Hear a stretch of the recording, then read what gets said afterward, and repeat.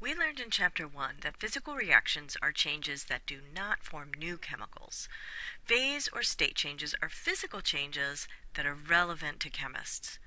Water easily transforms between the three phases of gas, liquid, or solid, and we're familiar with these transformations in our everyday life. On this slide is a graphic of an atom of the same element, all of the spheres are the same color, in the three phases, gas, liquid, and solid. In the gas phase, the atoms are far apart and moving quickly. In the solid and liquid phase, the atoms are closer together. The liquid phase atoms are moving past one another, and the solid state structure has atoms in defined locations. Solids are capable of being highly structured, and for simplicity, we will consider solids to be highly structured.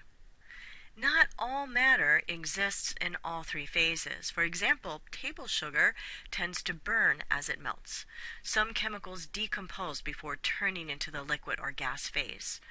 And it was just recently that hydrogen was able to be transformed to the solid state. So not all matter exists in all three states, but we do know that state depends on temperature, and at low temperature, water is a solid, at ambient temperatures, water is a liquid, and at high temperatures, water is a gas. Pressure also plays a role in phase change, but that's beyond the scope of this course.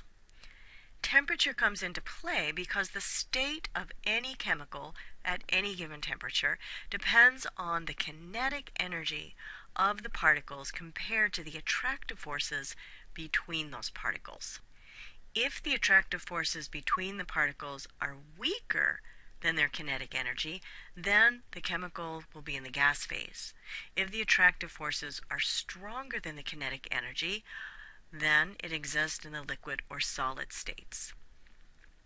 In solids, those attractive forces are stronger than in the liquid state, where the particles are able to move past one another.